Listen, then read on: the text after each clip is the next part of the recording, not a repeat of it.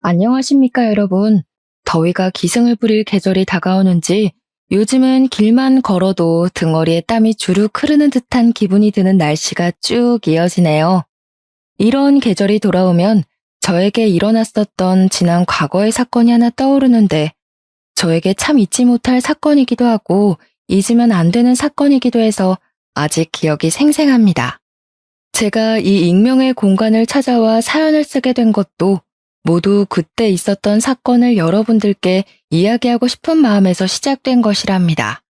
저는 지금 40대에 막 접어든 나이이고 지난 사건 모두 몇 년 전에 일어난 과거 사건이지만 이렇게 속 시원하게 털어놓기까지 꽤 오랜 시간이 흐르게 되었네요. 여자로서 이런 일이 치욕스럽게 느껴지기도 했고 제 자존심을 많이 깎아먹는 일이라 느껴지기도 했지만 세월이 흐르니 저도 성장을 했는지 의연해지게 되었습니다. 제가 어떤 일을 겪었는지 궁금하시죠?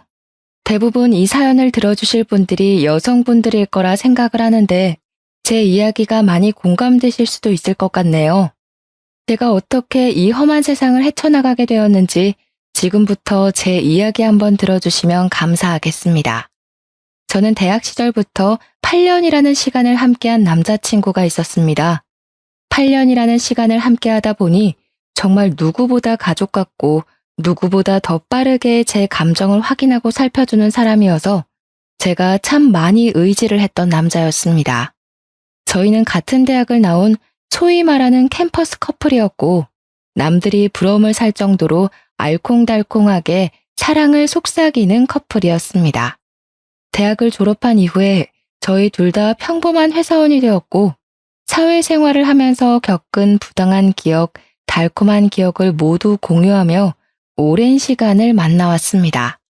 그렇게 오랜 세월을 함께했으니 당연한 수순으로 저희는 29살이 되던 해에 결혼을 약속하게 되었고 아직도 프로포즈를 받았던 그날이 생생하게 기억이 나기도 합니다.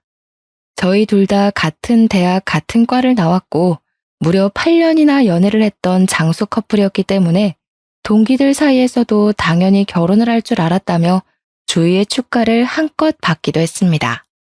저희가 청첩장을 돌리던 날 동기들을 전부 불러 모아서 파티를 열었는데 저와 같은 동기였던 여자친구 민지가 저를 정말 진심으로 부러워해 주었어요.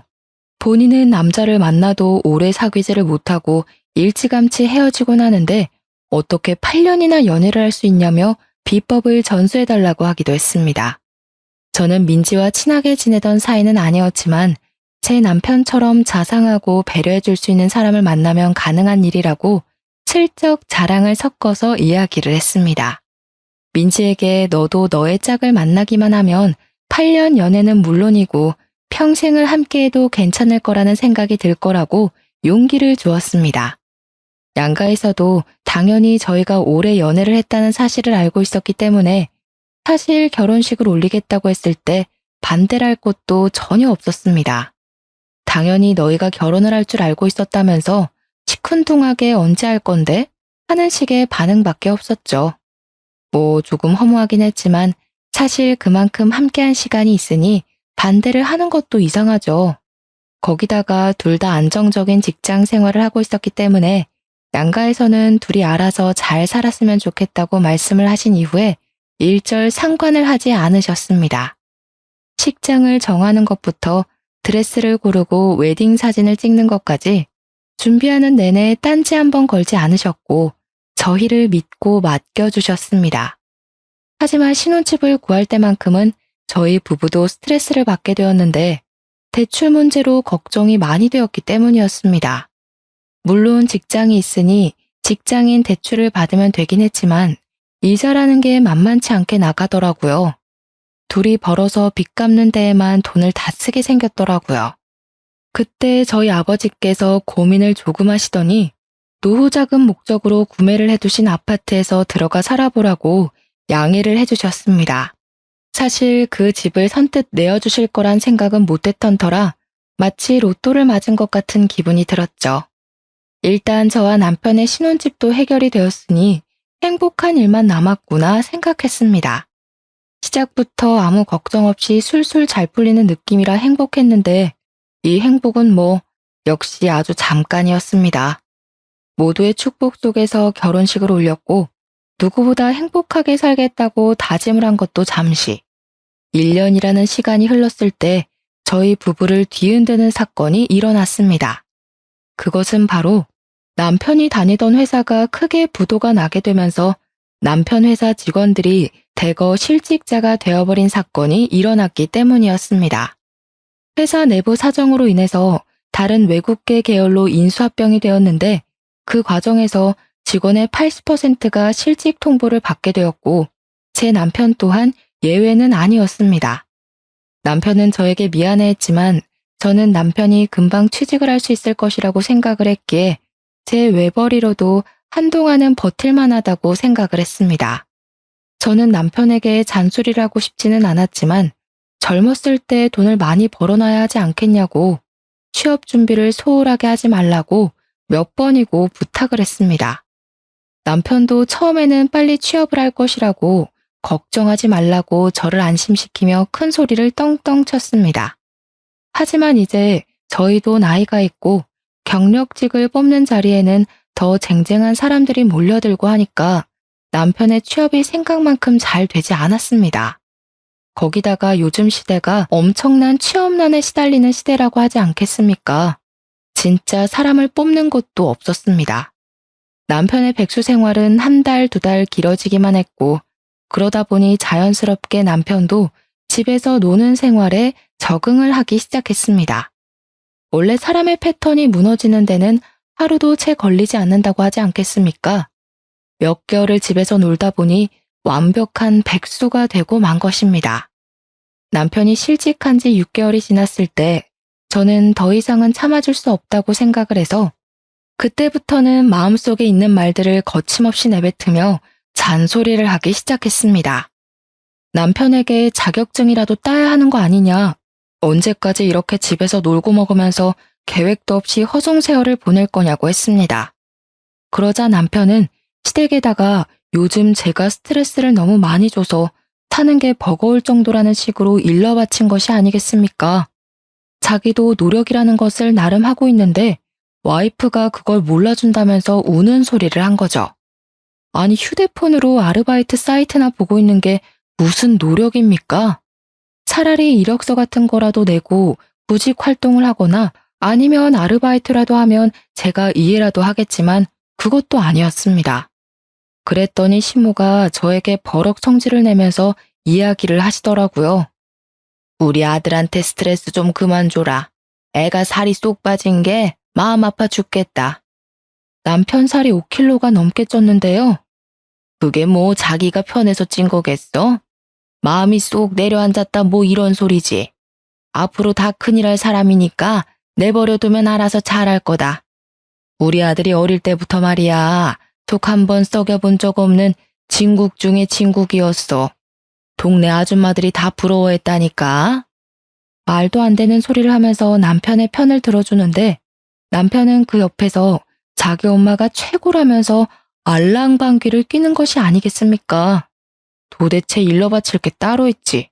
부부간의 대화까지 일러바치면서 얄밉게 구는데 진짜 제 남편이지만 한 대 쥐어박았으면 좋겠다 싶을 정도로 짜증이 나더라고요. 그 이후부터 제가 무슨 잔소리만 하면 시모한테 일러대는데 한두 번은 시모의 남편 편드는 이야기를 들을만 했지만 날이 가면 갈수록 그 정도가 심해지더라고요.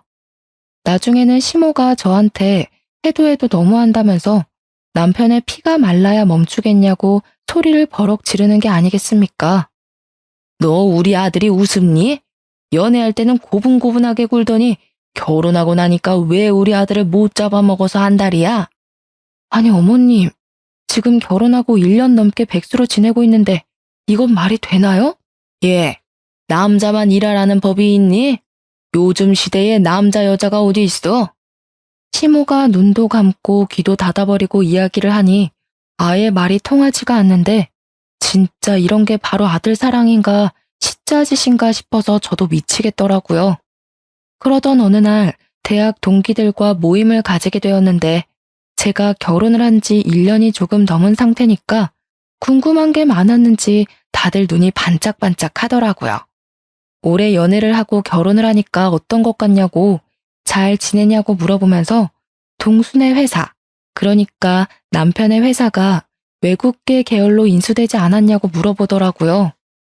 구조 조정이 엄청났다고 들었는데 괜찮은 거냐고 물어보는 동기들에게 정말 한숨만 푹푹 쉬면서 아무런 말도 하지 못했습니다. 그랬더니 동기들도 제 표정을 보고 알만하다는 듯 아무 소리 못하고 눈치만 살피는데 오히려 그런 부분이 저를 더 좀먹게 만드는 것 같은 기분이 들었습니다. 동기들에게 양해를 구하고 오늘은 집에 일찍 들어가 보겠다고 말을 하며 일어나게 되었는데 애들이 약간 동정심이랑 망해서 기분 좋다는 표정이 섞여 있더라고요. 순간 느껴지는 적대감에 어이가 없어서 이런 것들을 친구라고 생각하고 지냈나 싶은 마음이 들고 참 말로 설명할 수 없는 기분이 들었습니다. 원래 남의 불행이 본인의 행복인 사람들이 덜어 존재하기는 하지만 오랜 시간 친했던 친구들이 그럴 줄은 몰랐으니까요. 아무튼 서둘러서 그 자리를 떠나는데 민지 기억하시죠? 저랑 같은 과를 나오기는 했지만 별로 친하지 않았던 그 친구가 저를 따라 나오더라고요. 수정아 하면서 제 이름을 부르더니 할 말이 있다고 하더니 민지가 창업을 했는데 액세서리를 파는 쇼핑몰을 오픈했다고 하는 게 아니겠습니까? 상황이 이런데 설마 물건을 사라고 하는 건가 싶어서 시큰둥하게 그래서 어쩌라는 식으로 물어보았더니 민지가 웃으면서 그러더라고요. 친구 좋다는 게 뭐야? 나 지금 택배 업무랑 잡일을 할 사람을 구하고 있는데 혹시 동수가 시간이 되면 우리 쇼핑몰에서 일할 생각 있냐고 물어봐 줄래? 그 순간 저는 민지의 등 뒤에서 새하얀 빛이 보이는 듯한 기분이 들었습니다. 한마디로 제 구세주나 다름없어 보였죠. 민지네 사업장이 5인 미만 사업장이라 4대 보험의 혜택은 받을 수 없지만 업장이 커지게 되면 당연히 4대 보험까지 넣어주겠다고 하더라고요. 저한테 제가 동수 때문에 힘들어하는 게 너무 눈에 보인다고 남편에게 물어봐주고 하겠다고 하면 바로 출근시켜달라고 했습니다. 저는 집으로 달려와 민지가 했던 이야기를 남편에게 고스란히 전했고 4대 보험이 안 되는 것은 아쉽지만 나중에 해준다고 하더라 하면서 남편을 설득하기 시작했습니다. 언제까지 집에서 놀고 먹을 수만은 없지 않냐. 월급이 많은 편은 아니라도 그거 벌어오면 우리 살림에 훨씬 더 보탬이 될 거라고 남편을 꼬시기 시작했습니다. 남편이 귀가 솔깃한 건지 업장이 어디에 있냐고 물어보더라고요. 저는 민지에게 남편이 궁금해하는 모든 것을 물어봐주고 연결까지 시켜주게 되었습니다. 드디어 남편이 1년 3개월 만에 백수 생활을 청산하고 민지가 운영하는 액세서리 사업장에서 일을 하기 시작했습니다. 남편도 저랑 같은 학교 같은 과이니 민지를 알긴 알았지만 민지랑 친하게 지내던 사이는 아니었습니다. 물론 그건 저도 마찬가지였고요. 대학을 다니던 시절에 민지에게 추문 같은 것이 꽤 많았었는데 애가 여우다 남자를 밝힌다 이런 소문이 퍼다했기 때문이었습니다. 하지만 이제 저희 나이도 30이고 민지가 예쁘장하게 생긴 친구라서 질투심에 그런 소문이 더 붙었을 수도 있다고 생각을 했기에 별 신경을 쓰지 않았습니다. 왜냐면 그 잠깐 동안 민지가 저희 부부에게 보여준 진심이 너무나도 순수했기 때문이었습니다. 남편은 민지의 업장에서 꽤 빠르게 적응을 해 일을 해나가기 시작했고 대충 4개월쯤 흘렀을 때 뜬금없이 저에게 액세서리를 선물로 주는 센스를 보이기도 했습니다. 꽤 비싼 브랜드의 목걸이였는데 남편이 저를 위해 선물을 사왔다는 것도 그렇고 센스 있게 제가 좋아하는 디자인인 것도 그렇고 그냥 너무 예뻤습니다. 남편이 일을 시작한 이후부터 바빠지기는 했지만 오히려 부딪히는 시간이 줄어드니까 사이는 조금 더 좋아진 듯한 느낌이 들기도 했습니다. 남편이랑 함께하는 시간이 소중해지고 좋아져서 이번 일로 인해서 우리 부부의 사이가 더 돈독해졌다고 믿게 되었습니다. 몇 주 뒤에 여자 동기들이 밥이나 함께 하자며 저녁에 모이자고 해서 남편에게 민지도 이야기 전에 들었대? 하고 물어보니까 남편이 그러는 거예요.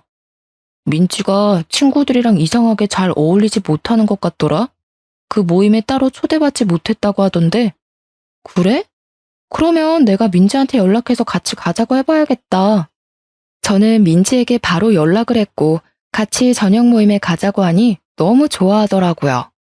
이렇게 순수한 친구를 왜 챙기지 않는 건지 다른 동기들에게 의문이 들었습니다. 아무튼 민지까지 불러서 여자 동기들 모임에 나가게 되었는데 아무래도 동기들 인식에 민지는 추문이 많이 따라붙은 친구이다 보니까 다들 꺼려하는 게 느껴지더라고요.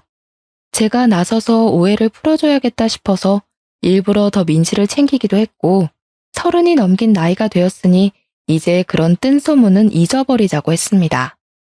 민지랑 한참 이야기를 하고 있는데 민지가 덥다면서 셔츠 단추 하나를 풀더라고요.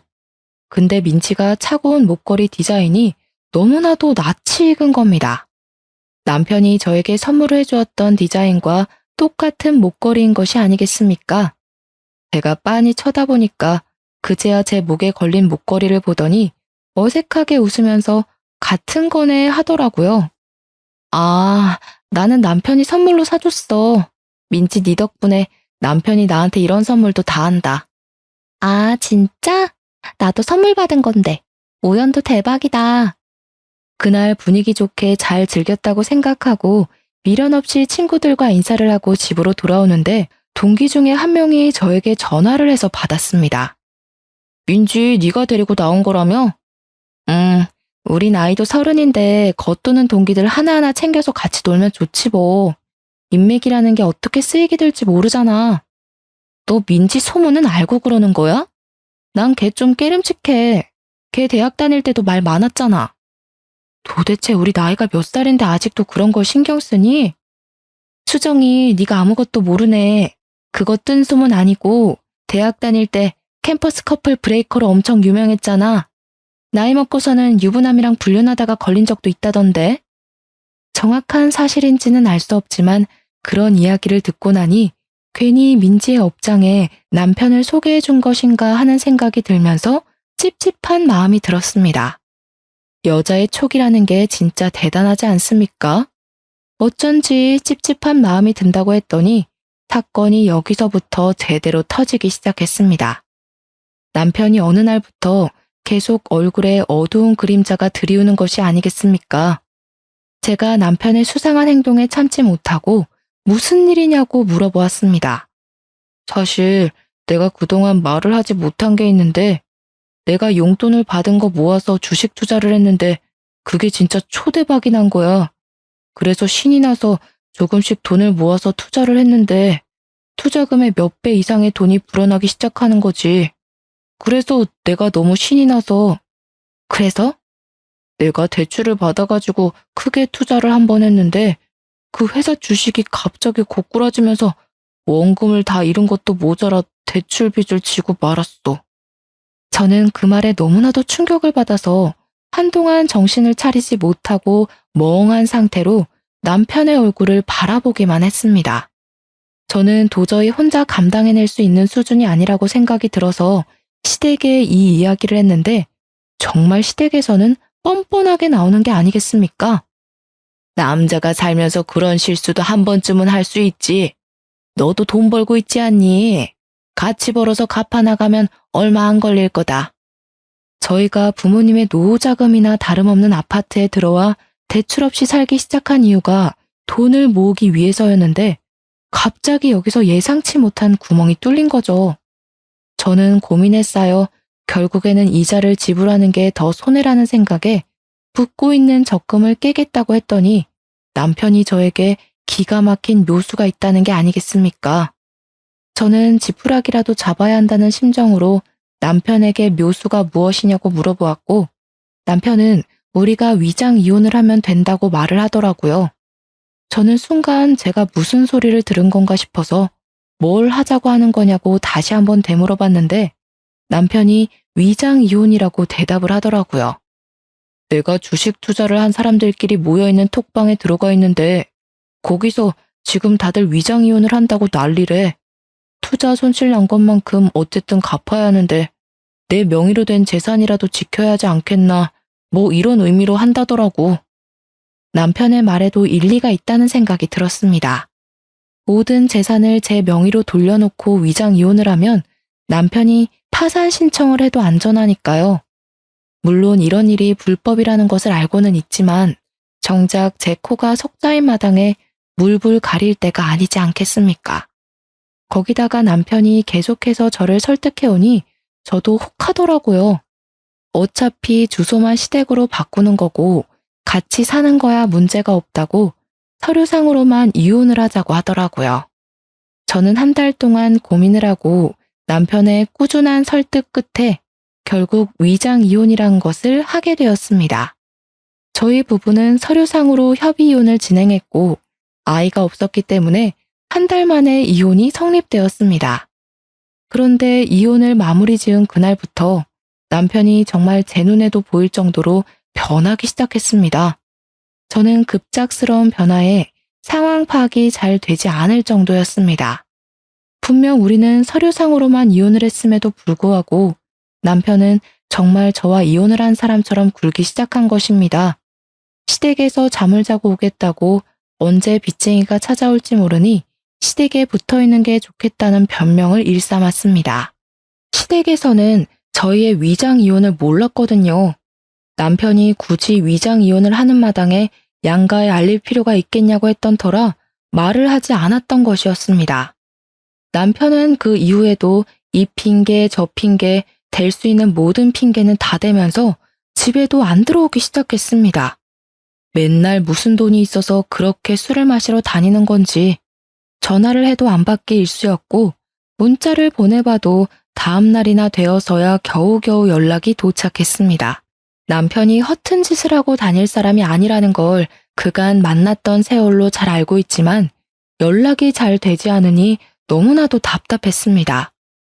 혹시 빚쟁이들에게 해코지를 당하고 있는 건 아닌지 저는 매일매일 불안한 생활을 하게 되었습니다.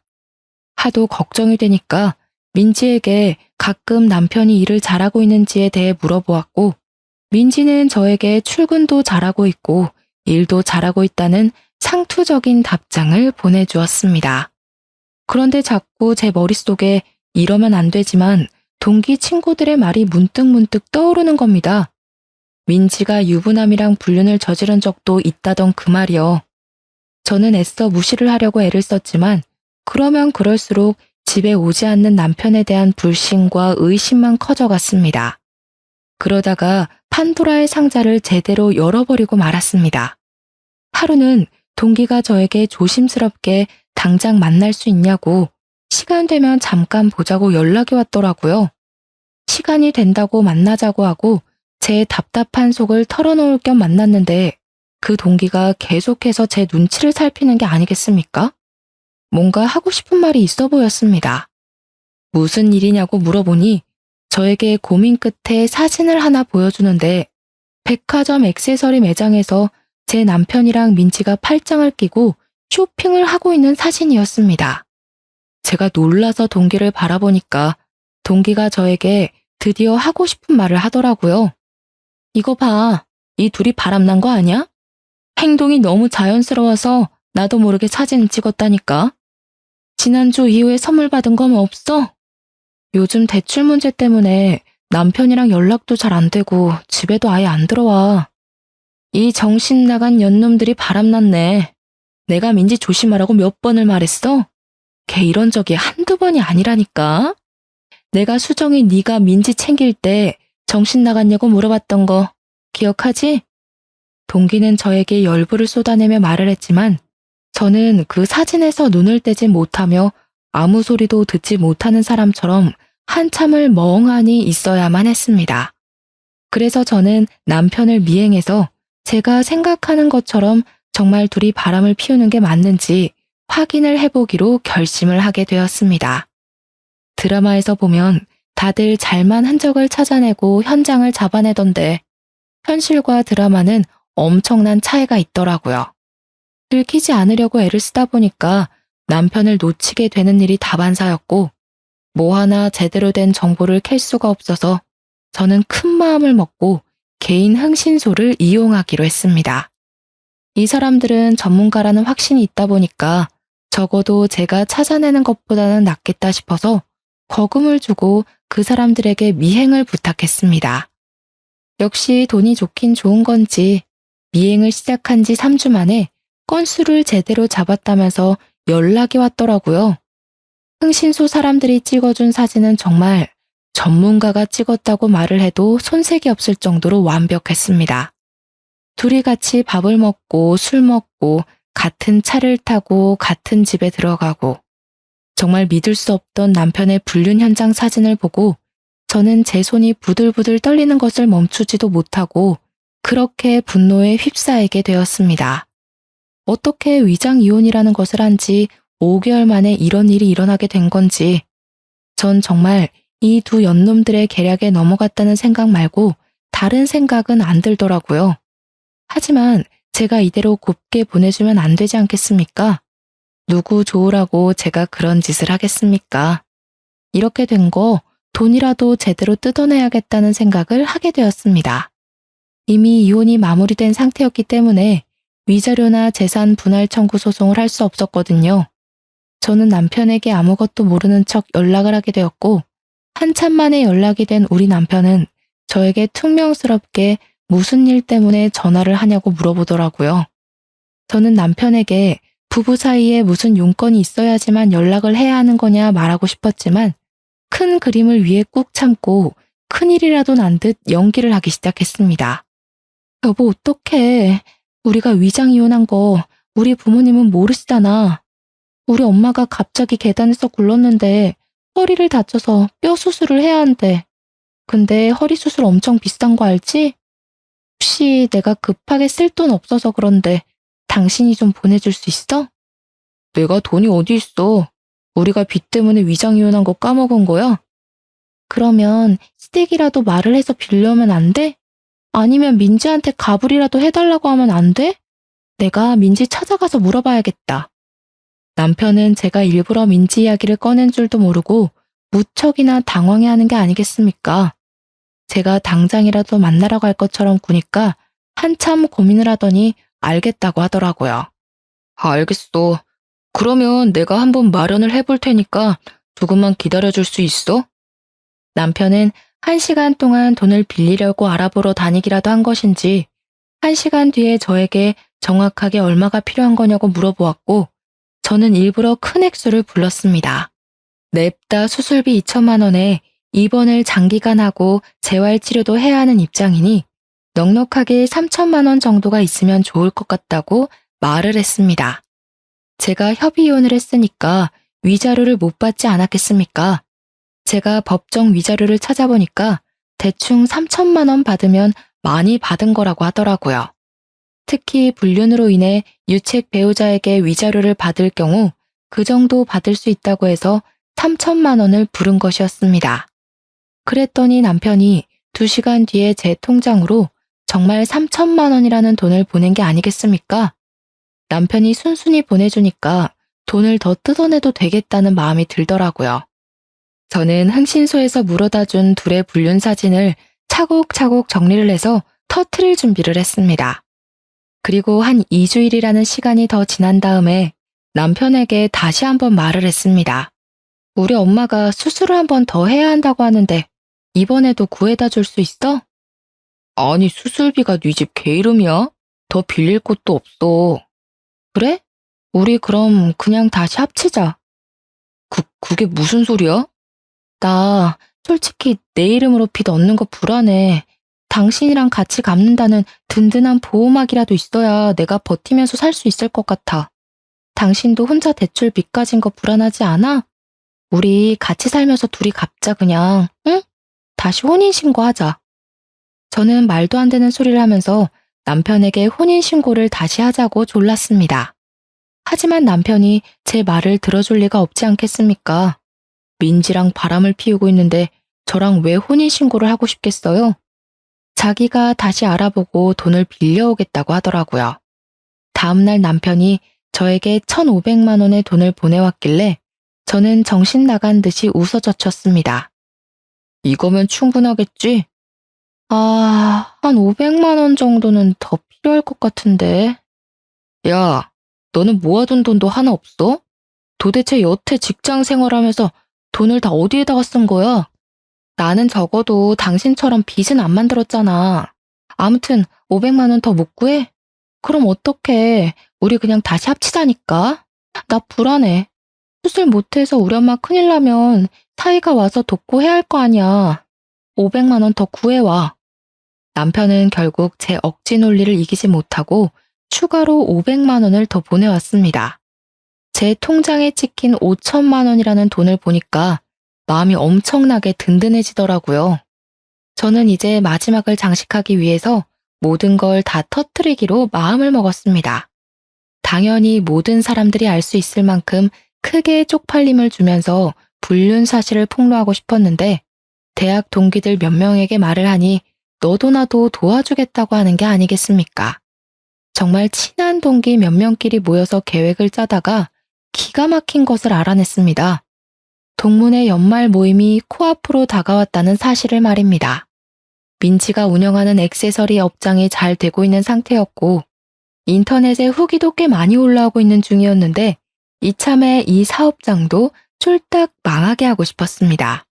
저희들은 연말 모임에서 찌라시처럼 뿌릴 둘의 불륜 사진이랑 그동안 있었던 모든 일들을 정리해서 프린트물을 만들었고 만발의 준비를 해서 동문회 연말 모임에 참석했습니다.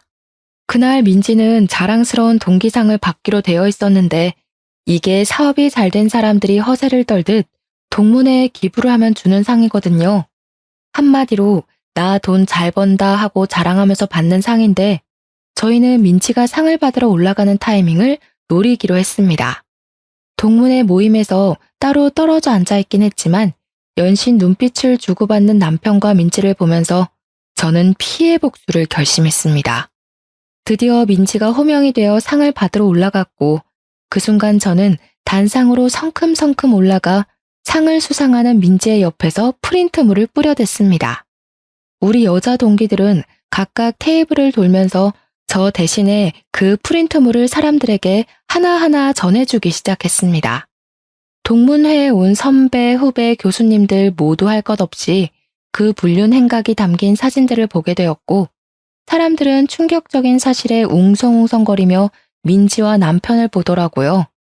아무래도 남편과 민지를 아는 사람들이 꽤 있었고 저랑 8년이란 세월을 연애했다는 것도 대부분 알고 있었던 사람들이니 충격이 컸을 법도 했습니다. 남편과 민지를 이상한 눈으로 바라보는 사람들이 늘어나자 그 둘은 얼굴이 사색이 되어서 발버둥을 치기 시작했습니다.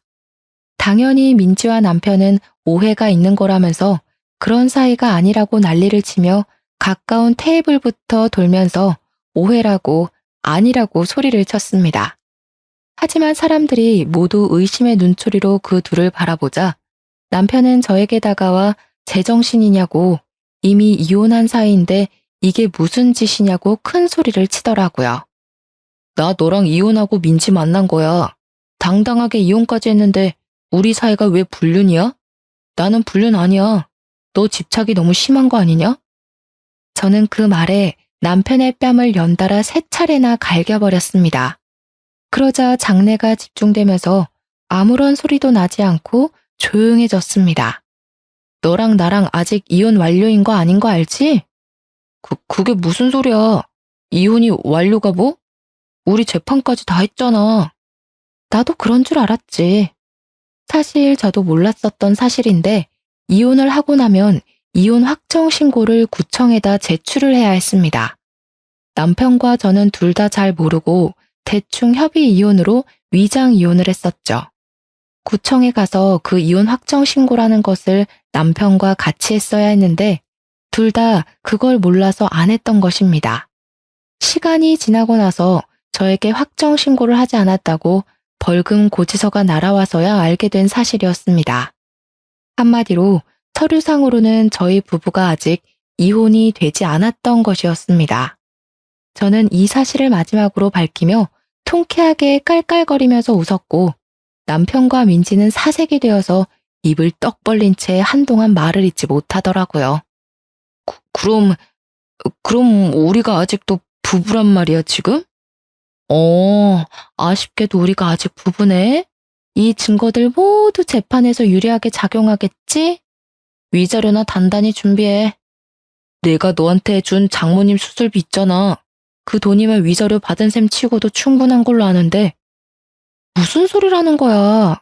그거 우리 엄마 수술비 준 거잖아. 부부 사이에 당연히 줄 수 있는 돈이지. 위자료는 번외편이니까 따로 준비하도록 해. 내가 대출 받아서 5천만 원이나 해줬으면 그거 먹고 떨어지면 되지. 너는 우리 사이를 방해하고 싶니? 민지는 부들부들 떨면서 마치 제가 가해자라도 된 것처럼 포장을 하며 이야기를 하더라고요. 남편이 주식으로 인해 쫄딱 망해서 빚까지 있는 것도 모자라 민지까지 저에게 돈을 주려고 대출을 받았다고 이야기하는 게 어쩜 이리 고소하던지. 저는 민지와 남편에게 보란듯이 깔깔거리면서 너네가 빚을 졌던 어쨌든 내가 알 바는 아니라고 불륜 남녀의 비참한 최후라고 생각하라고 말을 하고 집으로 돌아왔습니다. 저는 저를 도와준 동기들에게 진심으로 고마움을 전했는데 동기들은 이대로 끝내기에는 아쉽다고 민지의 쇼핑몰에 테러를 하자고 하더라고요. 내가 SNS 스타인 거 알고 있지? 우리 딸 육아일기로 엄청난 팬들을 보유하고 있잖아. 자, 내가 SNS에 제대로 한번 올려줄게. 동기 친구 하나가 인터넷에서 영향력이 꽤 있는 유명인인데 쇼핑몰이 특정은 되나 누구인지는 아리송하게 SNS에 불륜 폭로 글을 올려주었습니다.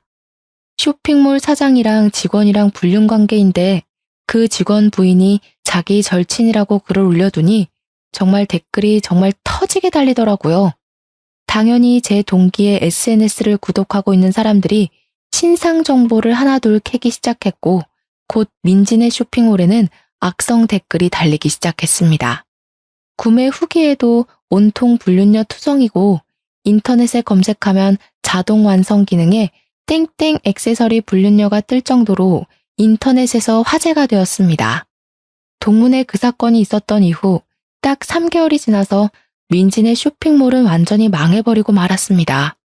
저는 남편과 제대로 이혼을 다시 한번 하기 위해 이혼 소송을 걸게 되었고 위자료까지 받아내겠다는 일념으로 3천만 원을 청구했습니다.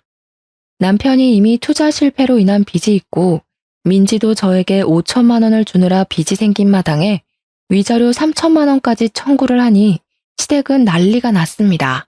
너네가 벌써 10수년을 함께한 사이인데 한 번만 눈 딱 감고 용서를 해줄 수는 없겠니? 우리 집안의 며느리는 너 하나뿐이다.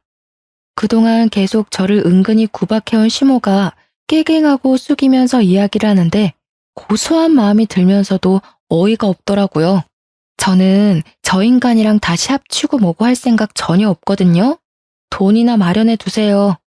민지와 남편도 저를 찾아와서 무릎을 꿇고 정말 사정사정을 했습니다. 사업장이 망한 데다가 갚아야 할 부자재 거래 대금도 있고 빚도 생겼다고 하면서 자기들이 사죄를 하겠다고 한 번만 용서를 해달라고 손이 발이 되게 빌었습니다. 저는 이참에 마지막 장식을 해야겠다는 아이디어가 떠올랐고 그들에게 물어보았습니다. 그럼 내가 너네 둘 헤어지라고 하면 헤어질 거야? 그러면 너네 둘이 서로 뺨 때리고 싸워봐. 그거 보고 내가 속이 풀리면 위자료 청구는 취소할게. 민지는 누나를 굴리면서 제 눈치를 보는데 그 말이 끝나기 무섭게 남편이 민지의 뺨을 확 치는 것이 아니겠습니까? 민지는 뺨을 얻어맞고는 지금 자기를 때린 거냐면서 남편의 머리채를 잡고 쥐어 흔들기 시작했습니다. 갑자기 둘이 치고받고 싸우면서 물어뜯는데 그걸 보고도 저는 별 감흥이 생기지 않더라고요. 통쾌하기는 했지만요. 도대체 얼마나 세기말 사랑인가 궁금했는데 고작 그런 걸로 서로 뺨 때리고 머리 쥐어뜯고 싸우는 꼴이 우습기만 했습니다. 제가 그 자리를 박차고 일어나 나오는데 갑자기 둘 다 거짓골을 하고 따라와서는 자기들이 이렇게까지 했으니 3천만 원 청구한 거는 물러주냐고 하더라고요. 내가 왜 그래야 하는데? 너네 둘이 싸우든 말든 헤어지든 말든 지지고 볶던 관심 없어. 나는 그냥 내가 받아야 할 돈 받는 거야. 너한테는 혼인 파탄 책임 위자료, 너한테는 상간녀 위자료. 그러고는 침 한 번 시원하게 그들의 발 앞에 뱉어주고 당당하게 뒤돌아 나왔습니다. 그 이후요? 당연히 제가 이혼 소송에서 승소를 했고요. 위자료 또한 1천만 원을 받게 되었습니다. 조금 아쉽긴 하지만 법원이 호락호락하진 않더라고요. 그래도 1천만 원이라는 위자료를 각각에게서 챙기게 되었으니 총 7천만 원이라는 돈을 그 둘에게서 뽑아낸 격이었습니다. 신혼집은 부모님 명의였기에 남편의 짐은 다시 댁으로 보내버렸고 저는 다시 친정으로 돌아와 직장 생활 열심히 하고 있는 중입니다. 남편과 민지는 둘이 서로 뺨 때리고 싸운 이후에 감정의 골이 깊어진 건지 뭔지 헤어졌다는 소문이 귀에 들려오더라고요. 남편은 폐인이 다 되어서는 저에게 울면서 한두 번 전화가 오긴 했었는데 제가 미쳤다고 그런 전화를 받아주겠습니까? 차단했습니다. 저는 솔직히 속도 많이 상하기도 했고 우울함이 찾아오기도 했었습니다. 그런 찌질이를 10년이 넘는 시간 동안 내 사람이다 하고 지낸 게 억울해서요. 이 마음을 훌훌 털기 위해서 저는 마음치료소에서 상담을 받기도 하고 새로운 취미를 하나 가져보라고 해서 테니스까지 시작을 했습니다. 몸을 안 쓰다가 쓰려고 하니까 삐걱거리기도 하고 멍도 들고 힘이 들긴 한데 운동하면 막 아드레날린이 샘솟는 기분이더라고요. 우리 부모님께서도 저에게 고생 많았다고 잘 대처한 거라고 해주셔서 지금은 진짜 마음 다 털고 행복한 생각만 하면서 살고 있습니다. 몇 년이 지난 지금 저는 여전히 대학 동기들과 잘 지내고 있고 남편이랑 민지는 얼굴도 들이밀지 못하고 쥐 죽은 듯이 산다고 하더라고요. 일에서 남의 마음에 상처를 주고 뒤통수를 치면 안 된다는 걸 다시 한번 깨달았습니다. 결국 자기들에게 부메랑이 되어서 돌아오지 않겠습니까? 앞으로는 다들 저처럼 당하지 마시고 부디 정신 똑바로 차리고 세상을 살아가셨으면 좋겠습니다. 그리고 만약 이런 뒤통수를 맞았더라도 꼭 의연하게 대처하시길 바라면서 저의 글은 여기서 줄이도록 하겠습니다. 감사합니다.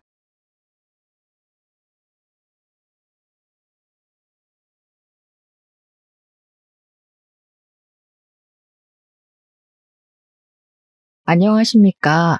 저는 지금 나이 60대 후반을 향해 달려가고 있는 정말 순둥순둥한 아들을 키우는 일에 평생을 다 바친 여성입니다. 제 인생 최대의 업적이 아들을 키운 일이라서 아들 이야기를 꺼낸 것은 아니지만 제가 오늘 들려드릴 이야기의 주인공이 다름 아닌 우리 아들이기에 인사말의 이야기를 덮어보았습니다. 저도 참 아들 하나 키우면서 굳은 일을 도맡아 하며 제 인생의 기구함을 뼈저리게 느끼며 살아왔지만 그 어떤 일들보다 우리 아들과의 일이 참으로 대단했습니다. 어떤 식으로 이야기를 풀어나가야 제 이야기를 들어주시러 온 여러분들에게 조금 더 생생하게 전달이 될지 고민이 깊은 밤입니다만 일단 한번 시작해 보겠습니다. 제가 서른을 질질 끌어봐야 여러분들의 인내심만 떨어뜨릴 테니 지금부터 진짜 제 인생 이야기, 정말 뒤통수 제대로 맞춘 그 이야기를 시작해 보겠습니다. 저희 아들은 앞서 이야기를 드렸다시피 상당한 순둥이였습니다. 우는 법조차 잊어버린 아이처럼 항상 방싯방싯 웃기만 하는 그런 아이였습니다. 제가 아주 어린 나이에 시집을 오게 되어서 우리 아들을 낳게 되었는데요. 정말 제가 아들을 낳지 않았더라면 어떤 취급을 받았을지 상상조차 하고 싶지 않습니다. 왜 제가 이런 생각을 하는지 궁금하시죠? 바로 저희 시모가 정말 대단한 사람이었기 때문이었습니다. 드라마에나 나올 법한 그런 엄청난 사람이었죠. 딱 어떤 이미지인지 떠오르지 않으십니까?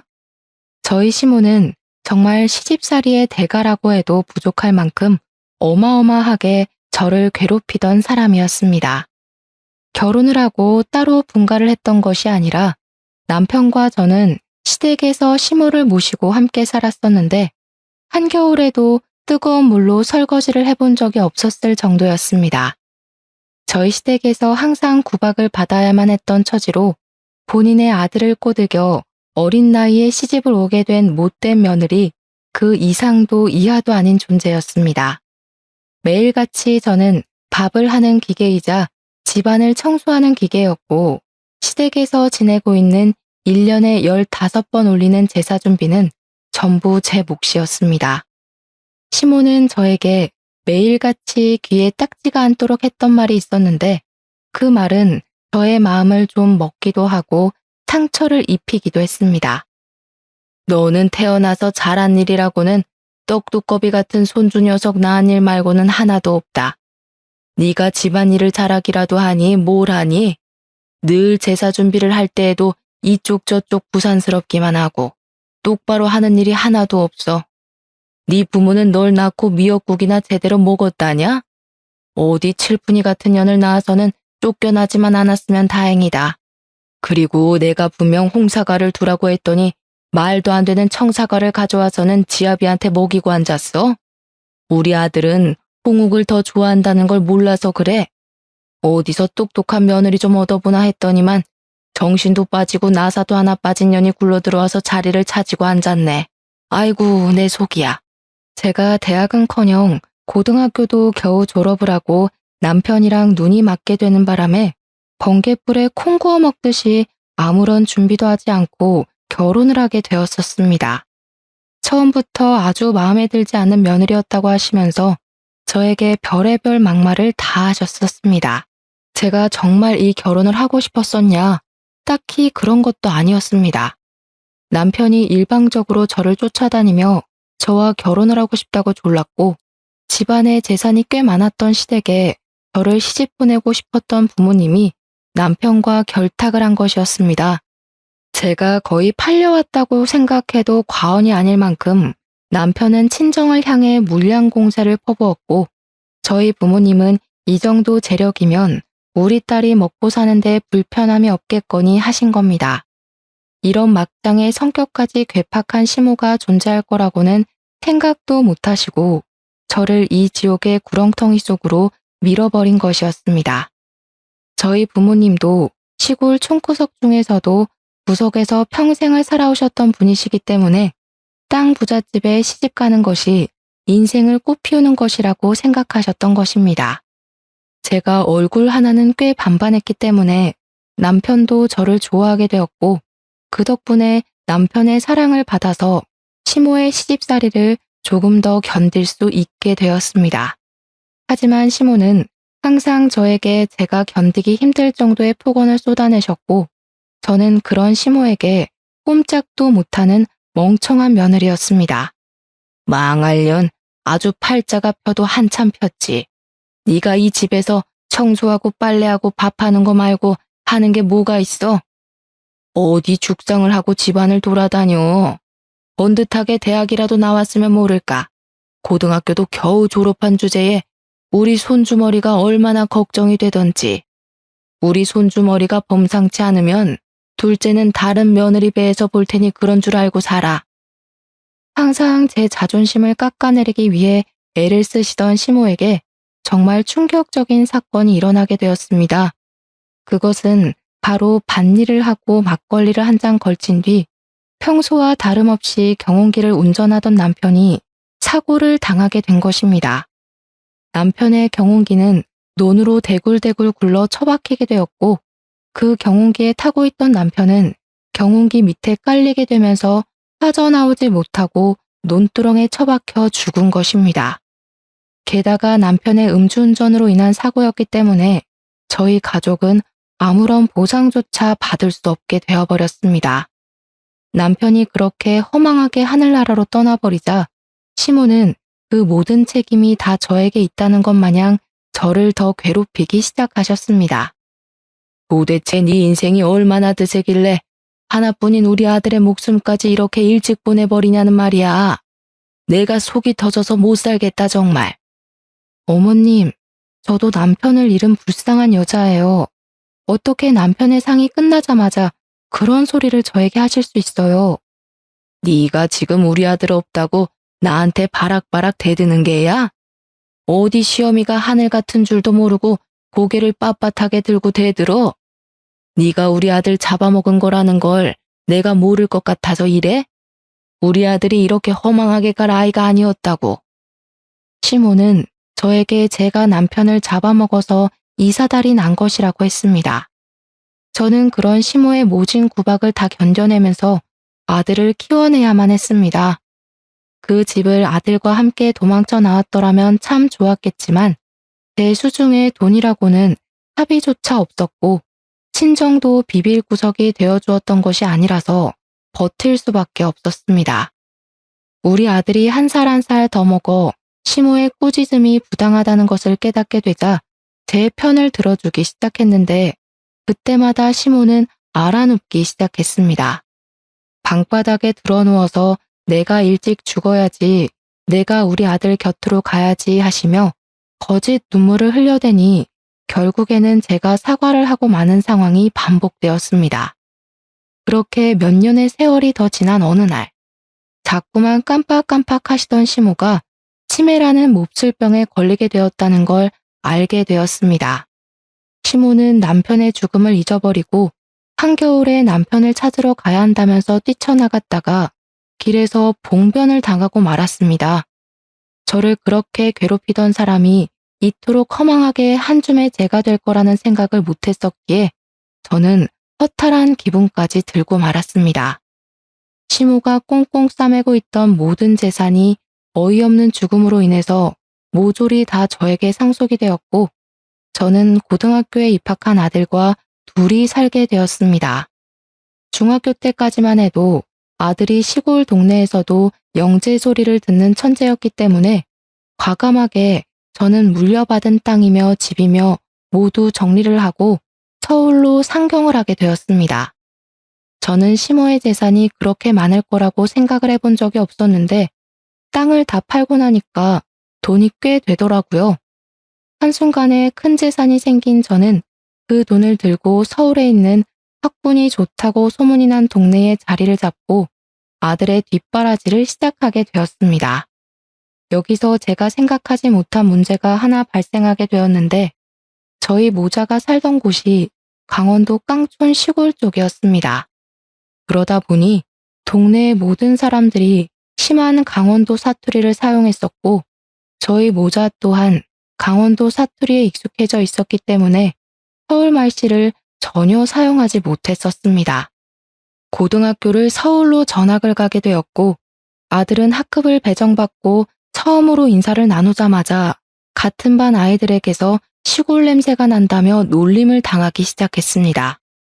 우리 아들이 싫은 소리를 한 번도 하지 못하는 순둥이였기 때문에 그 놀림을 고스란히 다 받으면서 학교 생활을 하기 시작한 것입니다. 급식에서 감자라도 나오게 되면 우리 아들에게 그 못된 놈들이 글쎄 강원도에서 왔으니 감자나 먹으라면서 그 반찬들을 전부 아들 식판에 쏟아부었다고 하더라고요. 항상 모진 일은 우리 아들에게 시키기 일쑤였으며 성적이 잘 나오는 우리 아들에게 시골에서 온 주제에 공부를 잘하는 게 이상하다며 컨닝을 의심했다고 하더라고요. 의심으로만 끝이 났으면 다행인데 그걸 담임 선생님에게 일러바쳐서 우리 아들은 졸지에 시험을 컨닝했다는 의심을 사게 되었고 진땀을 빼기도 했습니다. 우리 아들은 학교에 출석을 하면 할수록 점점 더 의기소침해지는 것도 모자라 시름시름 앓는 지경까지 이르렀고 저는 그런 아들에게 무슨 일이 일어나고 있는지 전혀 짐작도 못하고 있었습니다. 시골에서 왔다고 소라도 키웠던 것 아니냐고 소똥 냄새가 난다고 놀리고 교과서를 찢는 행위 또한 기본이었고요. 청소를 하는 날이면 우리 아들에게 모조리 다 맡겼다고 하더군요. 착한 우리 아들은 찍소리 한번 못하고 더 큰 보복을 당할까봐 무서워 그 못된 놈들이 시키는 대로 착실하게 잡일을 하고 있었고요. 불량 학생들이 피우는 담배도 우리 아들 주머니에 몰래 넣어놓거나 피우던 담배로 우리 아들을 괴롭히는 행위도 했었습니다. 저는 정말 까마득히 몰랐습니다. 우리 아들 팔에 있는 화상 자국을 보고 뭐냐고 물어본 적은 있었지만 그저 다쳤다는 아들의 말을 믿고 넘어갔습니다. 우리 아들은 학창시절에 당했던 트라우마로 인해서 불량학생, 학교폭력 피의자에 대한 혐오가 생겼고 태어나서 지금까지 담배는 입에도 대본 적이 없는 놈입니다. 아들은 버티다 못해서 저에게 학교를 그만두고 싶다는 식으로 말을 했지만 저는 아들의 이야기를 들어줄 생각도 하지 않고 혼을 내기만 했습니다. 학교도 제대로 졸업하지 않고 무슨 생활을 어떻게 하고 지낼 거야? 사람이 학교는 무조건 졸업해야 한다. 이래서 대학은 어떻게 갈래? 나중에 취업할 때는? 고등학교도 제대로 졸업 못했다고 하면 사람들이 어떻게 생각하겠어? 우리 아들은 제가 시모에게 그렇게 당할 때마다 제 편을 들어주었던 아이였는데 저는 아들의 편을 들어주지 않고 늘 강요만 하고 있었습니다. 결국 반 아이들의 괴롭힘이 도를 지나치자 우리 아들은 그냥 죽어버리고 싶다면서 저에게 모든 히스테리를 다 부리기 시작했습니다. 그제야 아들의 이야기를 전해 듣게 된 저는 충격을 금치 못했습니다. 우리 아들이 학교 폭력의 피해자라는 사실이 소름 끼치도록 무서웠습니다. 저는 바로 학교에 찾아가서 담임 선생님이고 교장, 교무부장 할 것 없이 사태에 대해 고발하고 그냥 넘어갈 수 없는 일이라는 것을 피력했습니다. 하지만 가해자 놈들이 돈도 꽤 있는 집안이고 사회에서나 학교에서나 영향력을 행사하는 그런 집안의 아들이었던 것이었습니다. 학교에서 계속 쉬쉬하려고 하면서 저를 설득하려고 하더라고요. 요즘 애들이 수능 준비로 예민해서 그런 겁니다. 애들끼리는 다 다투고 그럴 수도 있죠. 제가 화해시키겠습니다. 우리가 지금 강원도 시골에서 왔다고 이런 식으로 무시를 하는 겁니까? 선생이고 학생이고 하나같이 전부 어떻게. 두고 보세요. 내가 가만히 있지 않을 겁니다. 그 당시에는 학교폭력위원회라는 게 없었던 시절이었습니다. 그러니 선생이 편을 들어주지 않으면 아무런 조치도 취할 수 없었던 시절이었던 것입니다. 그냥 학교에서 알아서 처리를 해버리고 피해자들이 억울하게도 숨어 지내야 하는 그런 불편한 상황만 쭉 존재하던 시절이었습니다. 저는 결국 참지 못하겠다는 아들에게 자퇴를 한 뒤에 검정고시를 준비해서 대학에 가자고 이야기를 했습니다. 우리 아들은 1년이라는 시간을 꿋꿋하게 버텨냈지만 앞으로 2년이라는 시간 동안 가해자들을 봐야 한다는 것이 너무 무섭다고 자퇴를 결심하게 되었습니다. 우리 아들이 자퇴를 하던 그날까지도 가해자 놈들은 뻔뻔하게 웃으면서 나타나 저와 아들을 조롱하고 의지가 없는 놈이라며 놀려댔습니다. 저는 마지막까지도 우리 아들을 조롱하는 것을 멈추지 않던 그놈들에게 깊은 분노가 일었고 그 자리에서 참지 못하고 그놈들의 뺨을 갈겨버렸습니다. 세차게 연달아 뺨을 갈겨대자 그들도 어찌하지 못하고 뺨만 부여잡고 저와 아들을 바라보더라고요. 어른의 분노에 이렇게 수그러들 아이들인데 어찌 그리 고약한 짓을 하고 다니는 건지 정말 신물이 날 지경이었습니다. 너희들이 고소를 하고 싶다면 어디 끝까지 해보거라. 앞으로 너희가 어떤 사람이 되어 무슨 일을 하던 나는 기필코 복수를 하고 말 테야. 그 뒤로 아들 손을 잡고 학교 밖으로 나오면서 저는 복수를 하겠다고 다짐 또 한 번 다짐을 했습니다. 저는 마음을 가다듬고 바로 교육청에다가 전화를 걸어서 학교에 태어난 작태를 고발했고 이 사건은 꽤 큰 사건이 되었습니다. 저희 모자를 취재하겠다는 기자도 나타났고 학교 폭력을 당했던 사람들이 그동안 쉬쉬하면서 지내기 바빴는데 그 일로 다들 고개를 들고 일어서기 시작했기 때문이었습니다. 결국 가해자들이 주변 사람들의 시선을 견디지 못하고 저희 모자를 찾아와 사과를 하고 용서를 구했지만 저희 모자는 그들을 용서해주지 않고 돌려보냈습니다.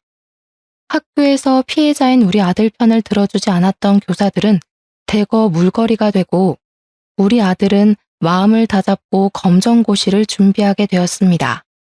혼자서 공부를 하는 게 의외로 잘 맞는지 문제집을 반복해서 풀어가며 공부를 하고 스스로 해결책을 찾아가는 우리 아들이 너무나도 대견했습니다.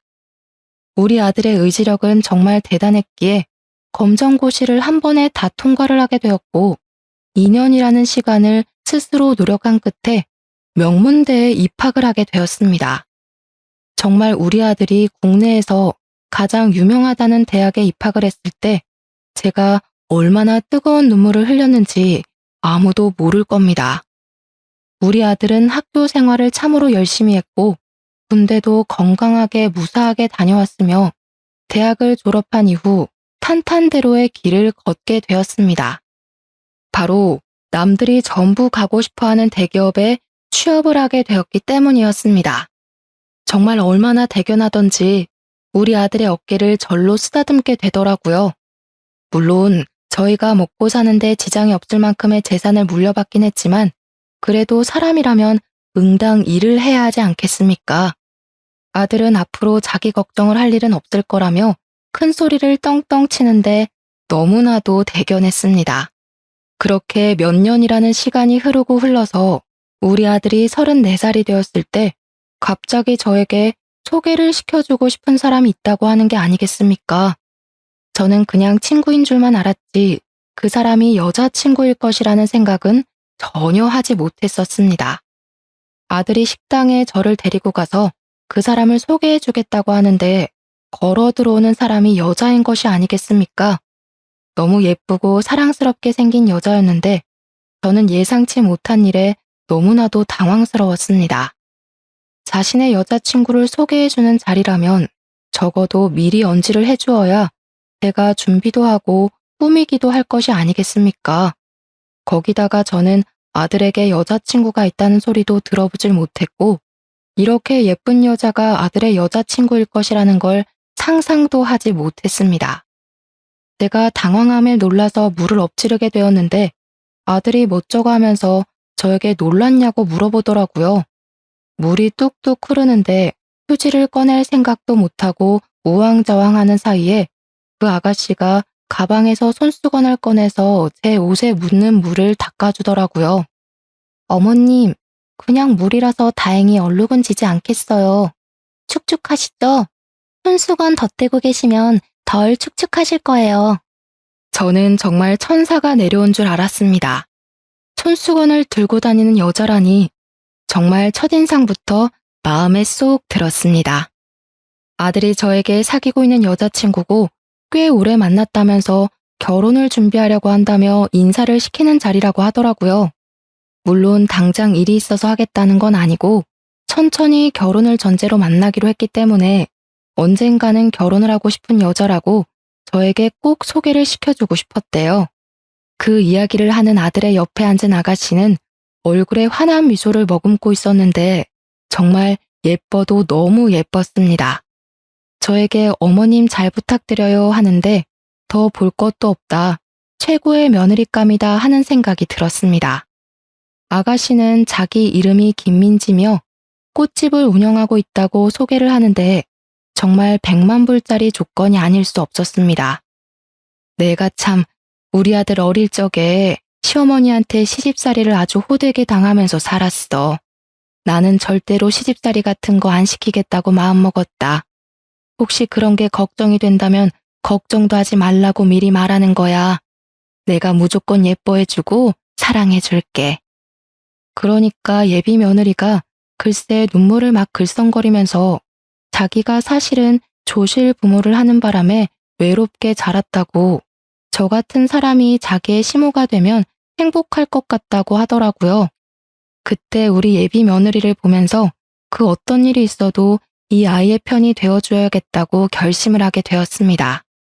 그 뒤로 저는 예비 며느리를 참 자주 만나게 되었습니다. 제가 심심해할까봐 며느리가 운영하는 꽃집에 저를 불러다가 꽃꽂이를 하는 방법을 알려주기도 했고 제가 새로운 전자기기를 사면 사용 방법을 세세하게 알려주기도 했습니다. 무엇보다 제가 혼자서 뭘 하는 게 어색해서 집에만 콕 틀어박혀 있는 편이었는데 우리 예비 며느리가 저를 이곳저곳 엄청나게 데리고 돌아다녀 줬습니다. 전시회도 보여주고 난생 처음 동물원이라는 곳에 가서 구경도 하고 저는 정말 사는 게 바빠서 그런 여가 생활을 즐겨본 적이 없었기에 너무나도 신기했습니다. 예비 며느리가 저를 데리고 어딜 가겠다고 말이라도 꺼내면 저는 설레는 마음에 밤잠을 설치기까지 했을 정도였습니다. 사는 게 바빠서 우리 아들을 데리고도 그런 곳을 한 번도 방문해 본 적 없었는데 말년에 정말 호강하는 게 아닐 수 없었습니다. 그렇게 6개월이라는 시간이 지나면서 저와 며느리의 사이는 정말 딸과 엄마처럼 두말할 거 없이 돈독한 사이로 발전을 하게 되었습니다. 어머님, 저 정말 어머님 같은 분을 만나게 되어서 너무나도 기뻐요. 평생 제가 효도하면서 잘 모시고 살게요. 우리 지금처럼 평생 행복해요. 어머님을 알게 되어서 부모님께 받지 못한 사랑을 받은 기분이고 저에게도 진정한 가족이 생긴 것 같아요. 정말 감사합니다. 아니다. 나도 아들 하나 키우면서 답답한 날도 있고 속이 상하는 일도 여럿 있었는데 정말 딸 같은 며느리를 얻게 되어서 너무나도 기쁘구나. 우리 사이 변치 말고 앞으로도 항상 서로를 배려하면서 슬픈 일, 기쁜 일 모두 나누며 살았으면 좋겠다. 정말 그이 덕분에 제가 어머님을 만나게 되었어요. 하늘에 계신 부모님께서도 제가 이렇게 멋진 시어머니를 만났다는 걸 보시면 너무 좋아하실 거예요. 제가 정말 잘할게요. 어머님 아프지 마시고 저희와 함께 오래오래 살아요. 우리 며느리는 얼마나 말도 예쁘게 하는지 그 말을 하면서 눈물을 글썽거리는데 저도 눈물이 절로 나는 기분이었습니다. 태어나서 시집살이고 고생했던 그날들이 주마등처럼 지나가면서 우리 며느리에게는 그런 고통을 절대로 주지 않겠다고 다짐하고 또 다짐했습니다. 이렇게 예쁜 아이 얼굴에 그림자라도 드리울까 최대한 연락도 아껴가며 하며 며느리의 기분을 맞춰주려고 얼마나 노력을 했는지 모릅니다. 세상에 이런 천사를 만나게 해주셔서 하늘에 감사를 드리며 지내기를 수개월. 예비 며느리는 저의 진짜 며느리가 될 준비를 마치게 되었습니다. 결혼식 전날 제 손을 잡고 이제 진짜 가족이라고 말을 하는데 참 주책맞게도 제가 아들과 며느리 앞에서 엉엉 울어버렸지 뭡니까. 제가 일군 재산은 아니지만 우리 자식들 그리고 언젠가 만나게 될 손주들을 위해 모조리 쏘아붓겠다고 약속까지 했습니다. 남들은 아들이 결혼할 때 섭섭한 마음이 든다고 하던데 저는 며느리가 너무 예뻐서 그런 생각 자체가 들지 않더라고요. 고맙다는 생각, 행복한 생각에 젖어서 무슨 일이 있어도 이 아이들의 든든한 벽이 되어주겠다고 평생 지켜주겠다고 스스로에게 맹세를 했습니다.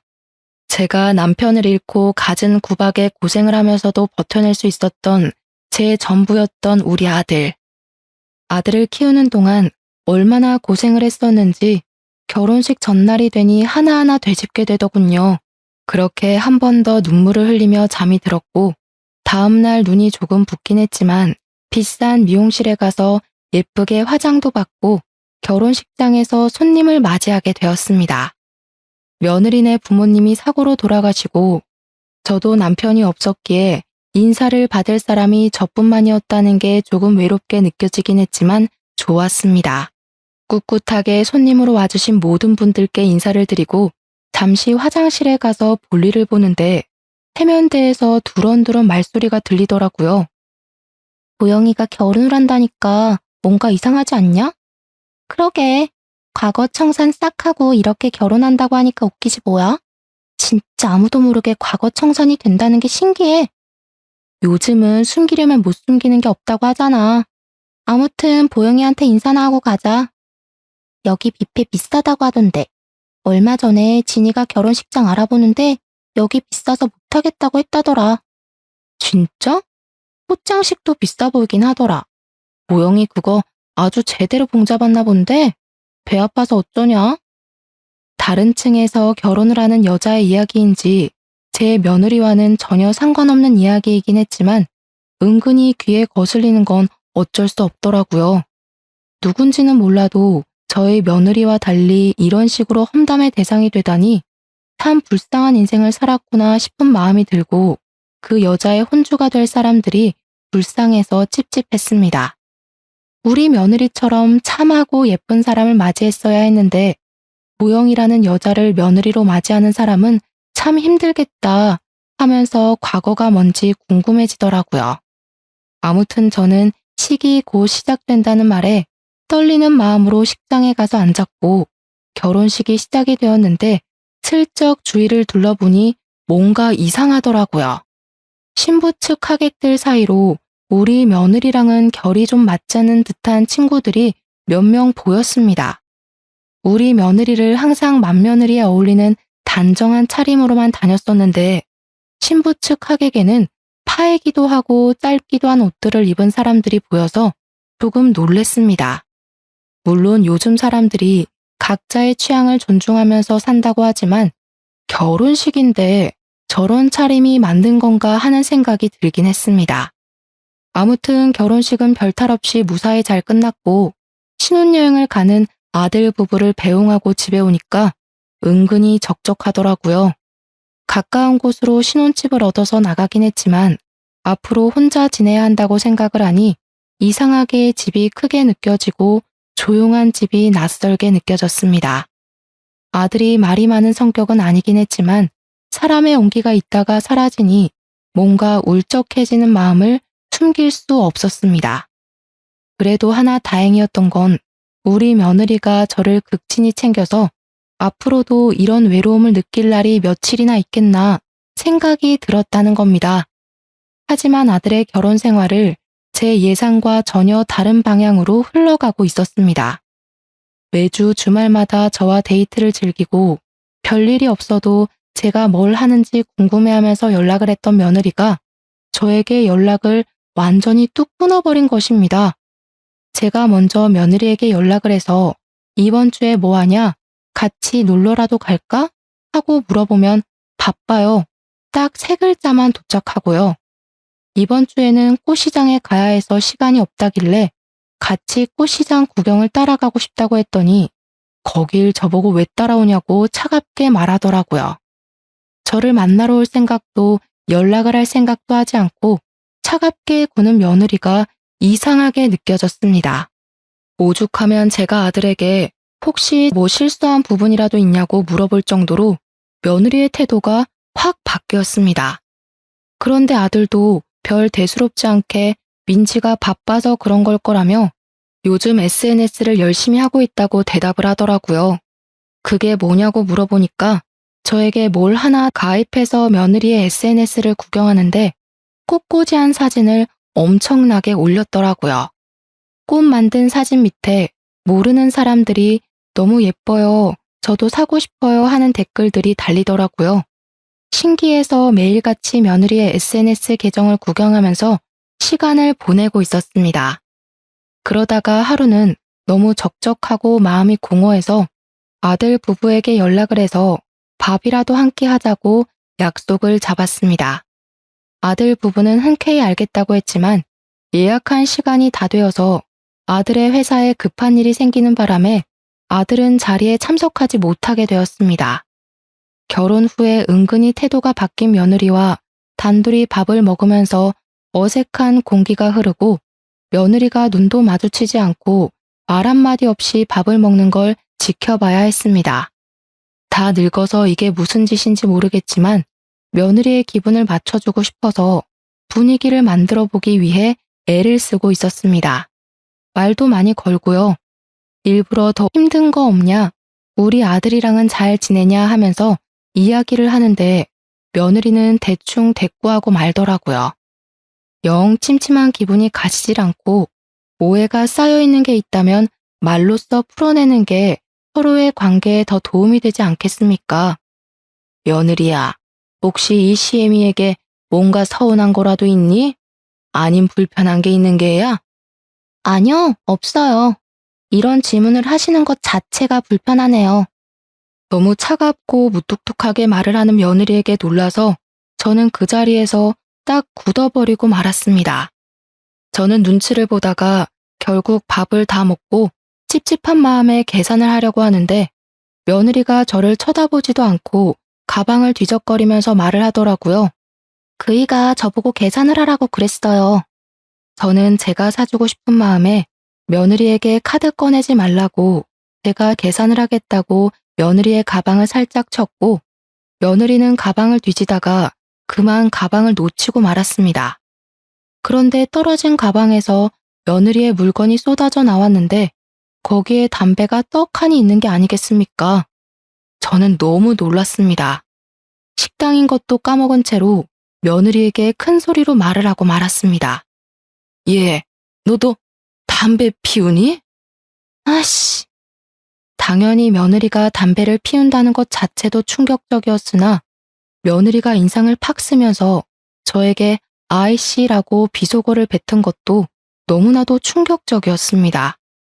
항상 제 앞에서 바르고 고운 말만 썼던 우리 며느리 입에서 아이씨라니 정말 경악을 금치 못해 입을 떡 벌리고 있었다고 하면 상상이나 가실까요? 제가 아무런 말도 하지 못하고 며느리의 얼굴만 쳐다보고 있자 며느리가 인상을 풀지 않고 저에게 소리를 지르더라고요. 어머님, 제가 계산한다고 했잖아요. 순간 계산대 앞에 있던 종업원까지 전부 놀라서 며느리와 제 얼굴을 번갈아가며 쳐다봤으니 분위기가 어떤지 아시겠죠?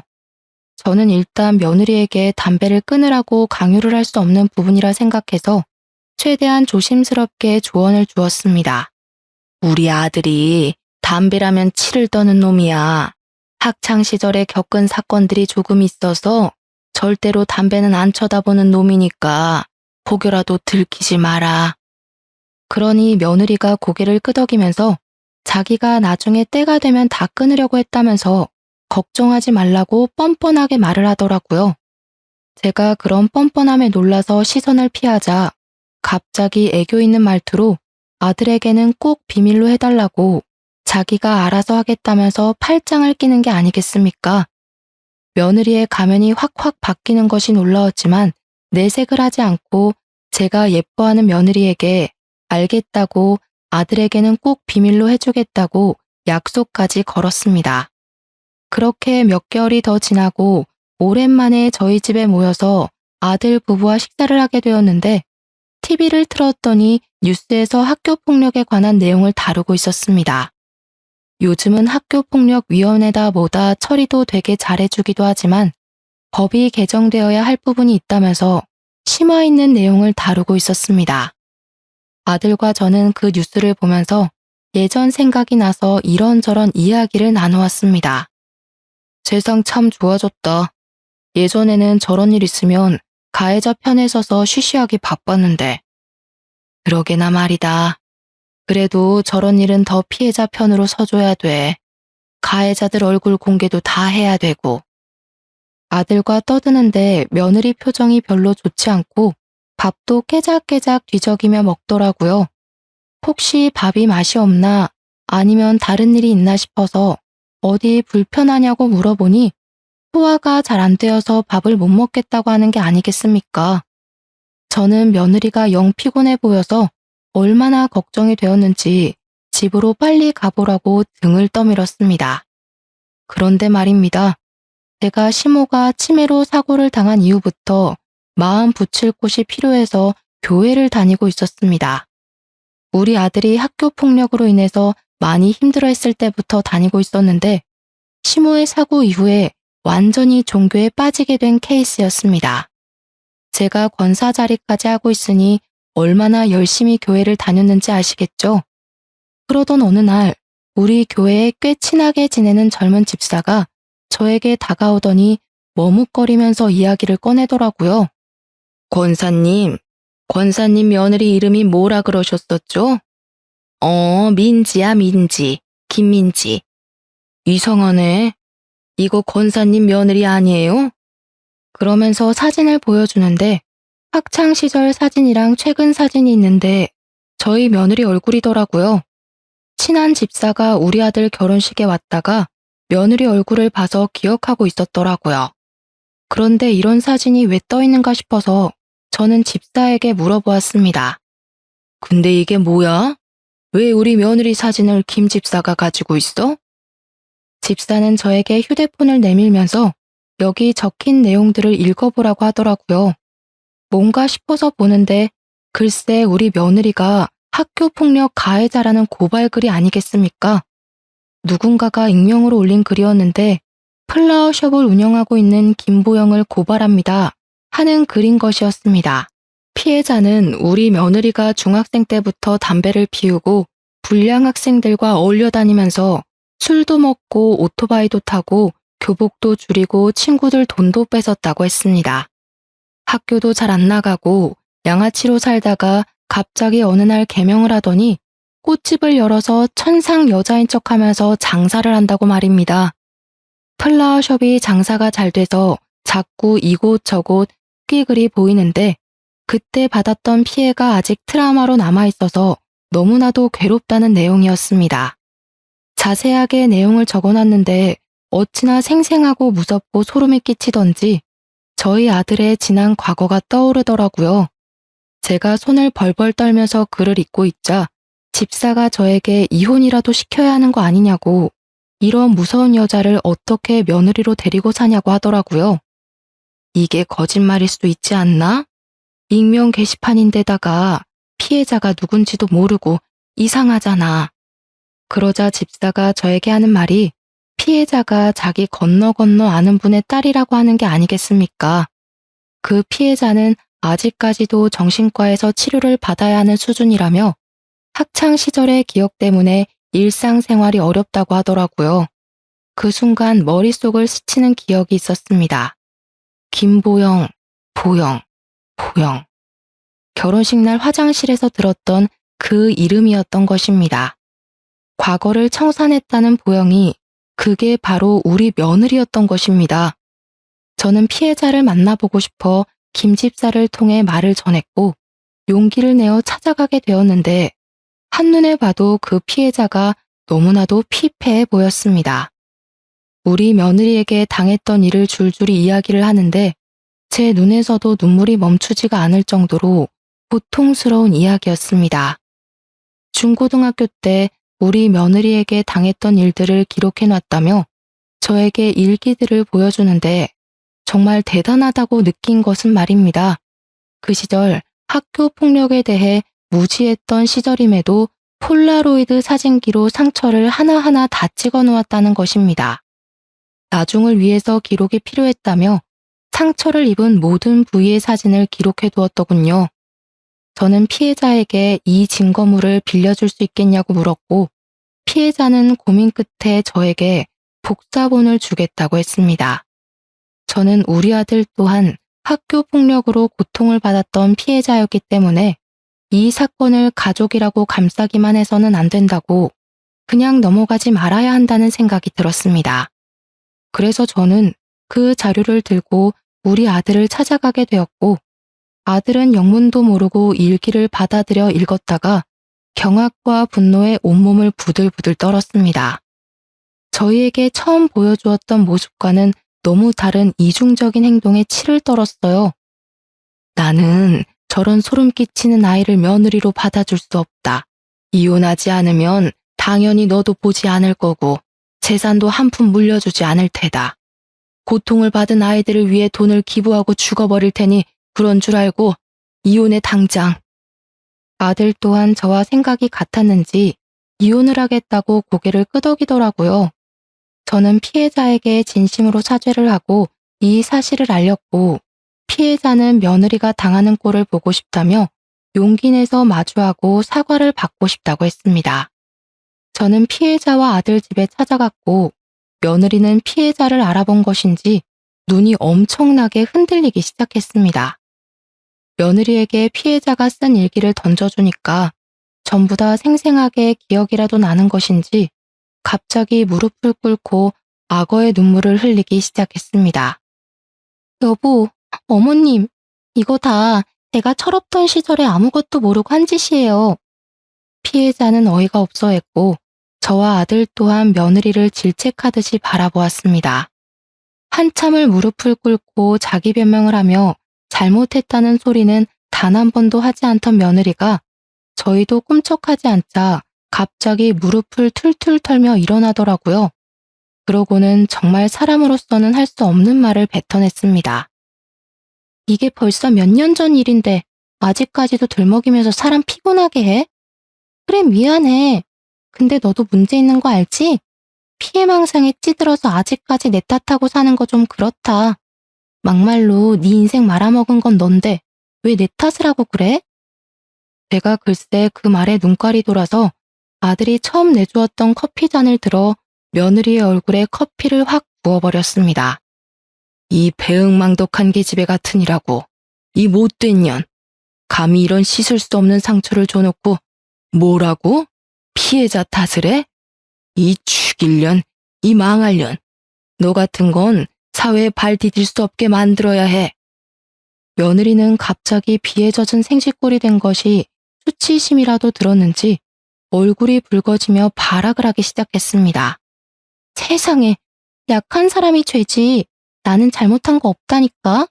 제가 다른 친구들한테 당할 때 나는 그저 거던 것뿐이야. 억울해. 모든 가해자들은 장난이었다고, 자기 잘못은 없다고들 말해. 나는 내 와이프가 그런 파렴치하고 몰상식한 여자인 줄 몰랐다. 작정하고 연기를 하면서 나를 속였다는 걸 지금 이 꼴을 보니까 알 수 있네. 너 같은 년은 콩밥 제대로 한번 먹어야 해. 세상에 사람을 돌로 쳐야지만 살인인 줄 알아? 네가 한 행동은 한 사람을 죽인 거나 다름없는 행동이야. 평생 속죄해도 모자랄 판에 억울해? 물려받을 재산이 얼마나 많은데 내가 이혼을 해줘? 누구 좋으라고? 그러자 아들이 며느리의 뺨을 냅다 갈겨버리는 것이 아니겠습니까? 뺨을 맞은 며느리는 휘청거리며 바닥으로 내동댕이 쳐졌습니다. 여기 일기에 적힌 거 보니까 이런 식으로 세뇌드는 기본으로 때렸더라. 맞아보니까 어때? 너도 똑같이 당하고 싶으면 이혼하지 말고 버텨봐 한번. 어떻게 당신이 나를 때릴 수가 있어? 너도 그러고 살았는데 나라고 왜 못해? 아주 재미있겠다. 네가 했던 짓 그대로 나한테 당하면서 살면 그때는 반성이 좀 되려나? 여기 보니까 물도 뿌리고 옷도 훔치고 못된 짓을 아주 많이 했던데. 얼굴도 들고 다닐 수 없을 정도로 해줄게. 며느리는 그제야 두려움에 부들부들 떨기 시작했습니다. 주랭랑을 치듯이 뒷걸음질을 치던 며느리는 그대로 집을 나가버렸고 저희는 피해자에게 다시 한번 진심으로 사과를 했습니다. 그 이후에 아들은 결단력 있게 소송을 준비했고 피해자 또한 고소를 진행하기로 결정을 내렸습니다. 며느리의 꽃집은 일파만파 퍼진 그 글 덕분에 사람들에게 테러를 당하게 되었고 결국 가게마저 접게 되었습니다. 사진이며 이름이며 전부 떠도는 바람에 동네는 물론이고 그 어디에서도 얼굴을 들고 다닐 수가 없게 되었다는 소식을 접하게 되었습니다. 아들의 이혼은 빠르게 정리가 되었고 당연히 결혼 파탄의 원인이 된 며느리가 위자료를 물어주게 되었습니다. 피해자의 사건은 일부 승소 결과만 나오게 되었고 전체 판결은 아직 나오지 않았지만 무리 없이 승소할 것 같다는 소식을 전해주었습니다. 이 사건은 개인 방송을 통해서 퍼지다가 결국 뉴스에까지 나오게 되었고 사람들이 주시하고 있는 사건이 되어서 법원도 가해자의 편을 쉽게 들 수 없을 것이라 변호사가 설명하더군요. 모든 일이 저희 손을 떠난 지금 우리 아들은 이혼의 아픔을 치유하고 있는 중입니다. 이유가 명확한 이혼이었기에 아들은 힘들지 않게 정리를 할 수 있을 거라 말을 하긴 했지만 정부치고 산세월이 있었기에 저는 묵묵히 아들의 곁을 지키고 있는 중입니다. 우리 아들이 전부 다 훌훌 터는 그날 아들과 함께 학교 폭력으로 인해 고통을 받은 피해자들을 위해 기부도 할 생각입니다. 앞으로는 죄를 짓고 사람들의 마음을 짓이긴 놈들이 전부 벌받는 세상이 오길 기다려보겠습니다. 여러분들 또한 다른 사람 마음에 상처 주지 마시고 상처를 입으셨다면 새살이 돋아날 때까지 본인의 마음을 단단하게 잡으시길 바라겠습니다. 제 이야기는 여기까지입니다. 들어주셔서 정말 감사합니다.